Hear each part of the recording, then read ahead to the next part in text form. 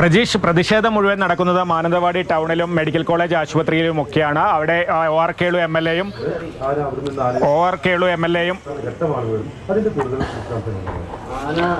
ജില്ലാ പഞ്ചായത്ത് പ്രസിഡന്റ് ശംഷാദ് മരക്കാറും ഉൾപ്പെടെയുള്ളവർ മാനന്തവാടിയിലുണ്ട്. അവിടെയാണ് ഈ പ്രതിഷേധം ഏറ്റവും രൂക്ഷമായി നടക്കുന്നത്. മാനന്തവാടി നഗരത്തിലെ എല്ലാ റോഡുകളും ബ്ലോക്ക് ചെയ്ത പ്രതിഷേധം നടക്കുകയാണ്. ഇപ്പോഴും ആനയെ ഓടിക്കാനുള്ള ശ്രമങ്ങൾ തുടരുകയാണ്. ഈ പടമല പള്ളിക്ക് പിന്നിൽ നേരത്തെ ഈ ദാരുണമായ സംഭവം ഉണ്ടായതിന്റെ മുകളിലെ കുന്നിലാണ് ആന ഉണ്ടായിരുന്നത്.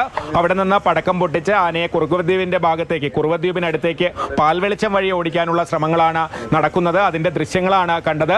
പ്രജീഷ് പറഞ്ഞതുപോലെ ഈ സംവിധാനങ്ങൾ പരാജയപ്പെടുന്നു. ഒരു 4 ദിവസം മുമ്പുള്ള CCFന്റെ വാക്കുകളാണ് നമ്മൾ നേരത്തെ കേട്ടത്.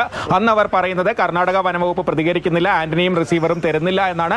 അങ്ങനെയാണെങ്കിൽ എന്തുകൊണ്ട് സർക്കാർ തലത്തിൽ ഇടപെടൽ ഉണ്ടായില്ല? വനം മേധാവിയോ വനം വകുപ്പ് മന്ത്രിയോ അല്ലെങ്കിൽ മുഖ്യമന്ത്രി തന്നെയോ കർണാടക സർക്കാരുമായി ബന്ധപ്പെട്ട അത്തരം സംവിധാനങ്ങൾ എന്തുകൊണ്ട് ഉണർന്നു പ്രവർത്തിച്ചില്ല? വനംവകുപ്പ് ഒരാഴ്ചയായി പറഞ്ഞുകൊണ്ടിരിക്കുന്നു ഈ ട്രാക്ക് ചെയ്യാനുള്ള സംവിധാനങ്ങൾ കർണാടക വനംവകുപ്പ് തരുന്നില്ല. ഇന്നലെ ഇവിടെ നിന്ന് വനംവകുപ്പ് ഉദ്യോഗസ്ഥർ കോയമ്പത്തൂരിൽ പോയി ഒരു ആന്റണിയും റിസീവറുമായി വരുന്നു. പുലർച്ചെ 1:30 എത്തുന്നു. പക്ഷേ അപ്പോഴും ഫ്രീക്വൻസി ലഭ്യമായിട്ടില്ല എന്ന് പറയുന്നു. ഈ തുടർച്ചയായി ഈ 3 സംസ്ഥാനങ്ങളിലെയും വനമേഖലകൾ ഒന്നിച്ച കിടന്ന പ്രശ്നമുണ്ടാകുന്ന മേഖലയാണ്. അവിടെ എന്തുകൊണ്ട് ഇങ്ങനെ ഒരു ഏകോപനം ഉണ്ടായില്ല? ജില്ലാ തലത്തിലുള്ള ഉദ്യോഗസ്ഥരാണോ ഏകോപിപ്പിക്കേണ്ടത്?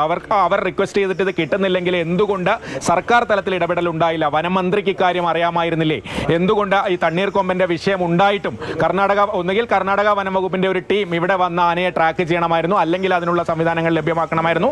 അത് ഒരു വശത്ത്. മറ്റൊന്ന്, ഇന്നലെ രാത്രി മുതൽ ഈ ആനയെ പിന്തുടർന്ന് വന്ന വനംവകുപ്പ് ഉദ്യോഗസ്ഥർ അല്ലെങ്കിൽ മറ്റ് സംവിധാനങ്ങൾ എന്തുകൊണ്ട് നാട്ടുകാരെ അലർട്ട് ചെയ്തില്ല? ആദ്യം പുലർച്ചെയോടെ ആന എത്തിയ ഡിവിഷനിലെ കൗൺസിലർ വിപിൻ വേണുഗോപാലാണ് നമ്മളോടൊപ്പം ഉള്ളത്.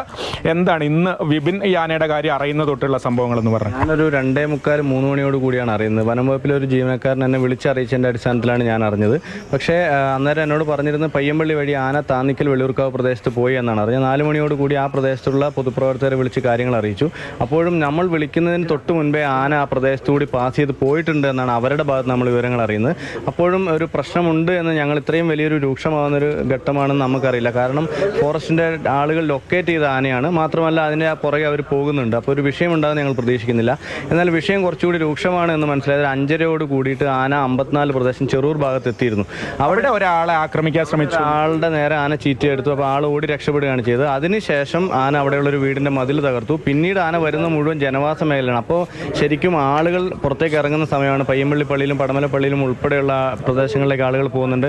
മാത്രമല്ല ഇവിടെയൊക്കെ പാലളവ് സമയം എന്ന് വെച്ചാൽ 5:45, 6 മണി, 6:30 സമയത്താണ്.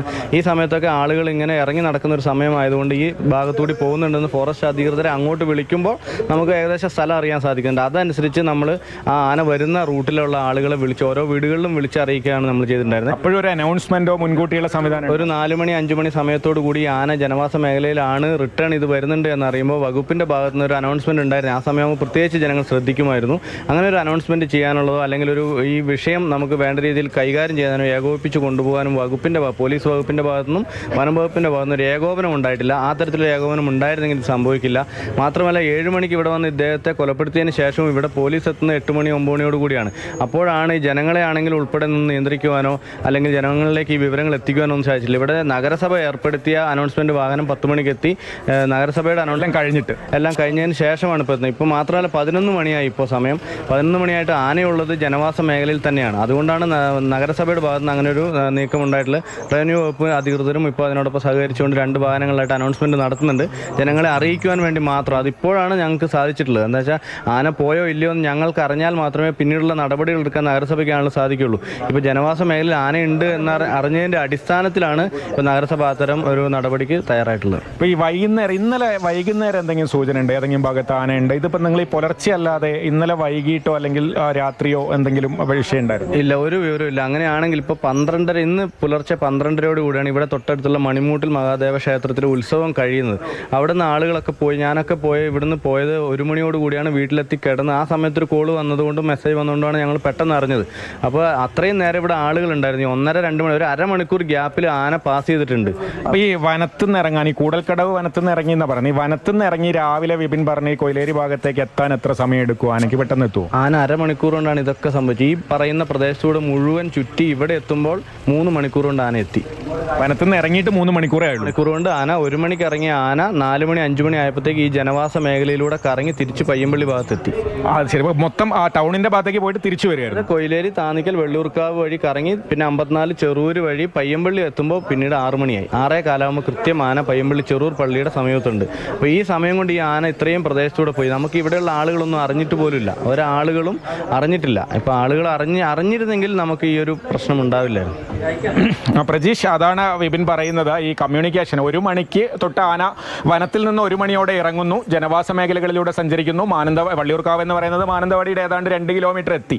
അവിടെ നിന്ന് ആന നേരെ പോയിരുന്നെങ്കിൽ ഈ ആനയും മാനന്തവാടി നഗരത്തിലായിരുന്നു എത്തുക. ഒരു കാര്യം ചോദിക്കട്ടെ, കാരണം അവിടെ നാട്ടുകാരും ജനപ്രതിനിധികളൊക്കെ പറയുന്ന ഒരു കാര്യമുണ്ട്, കൃത്യമായിട്ട് ഇടപെട്ടിരുന്നെങ്കിൽ, കാരണം ഇങ്ങനെ ഒരു അലർട്ട് നൽകാമായിരുന്നു. ഒന്ന്, ഈ റേഡിയോ കോളർ സംവിധാനത്തിലെ തികഞ്ഞ അനാസ്ഥ അപാകത നിൽക്കുന്നു.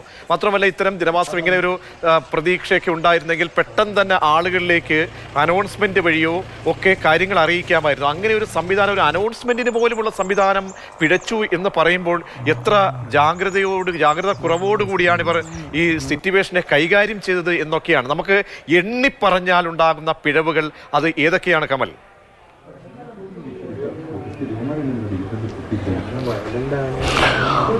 ഇവിടെ സംഭവിച്ച ഈ പിഴവ് ആളുകളെ മുൻകൂട്ടി അറിയിക്കുന്നതിലാണ്. അത് സാധാരണഗതിയിൽ നമ്മൾ ഇത്തരം സ്ഥലങ്ങളിൽ കാണാറ്. വനം വകുപ്പ് ആനയെ ഓടിക്കുക, അതിൻ്റെ കാര്യങ്ങളുമായി പോകുന്നു. വനം വകുപ്പ് വിവരമറിയിച്ച് പോലീസോ അല്ലെങ്കിൽ റവന്യൂ തഹസിൽദാരോ വില്ലേജ് ഓഫീസറോ അത്തരം റവന്യൂ അധികാരികൾ എത്തുന്നു, നഗരസഭ അധികൃതർ. ഇത്തരത്തിലൊരു ഏകോപനത്തിലാണ് കാര്യങ്ങൾ നീങ്ങാറ്. പലപ്പോഴും മുന്നറിയിപ്പ് നൽകുന്നതും സുരക്ഷ ഒരുക്കുന്നതുമൊക്കെ പോലീസും റവന്യൂ വകുപ്പുമാണ്. വനം വകുപ്പ് ആനയെ ഓടിക്കലും ആനയെ ട്രാക്ക് ചെയ്യലും അത്തരം കാര്യങ്ങളിലേക്ക് പോകുന്നു. അത്തരത്തിലൊരു ഏകോപനമൊന്നും പുലർച്ചെ ഉണ്ടായില്ല. വനം വകുപ്പ് ഉദ്യോഗസ്ഥർ ആനയുടെ പിന്നാലെ വരുന്നു, ആന ഏതൊക്കെയോ വഴിക്ക് പോകുന്നു, ഏത് വഴിക്ക് പോകുന്നു എന്ന് അറിയിക്കാനുള്ള ഒരു സംവിധാനം ഉണ്ടായില്ല. കൗൺസിലർമാരിൽ ചിലരൊക്കെ അറിഞ്ഞു, അവർ അവരുടെ വാർഡ് ഗ്രൂപ്പ് ഡിവിഷൻ ഗ്രൂപ്പിലേക്ക് ഇടുന്നു.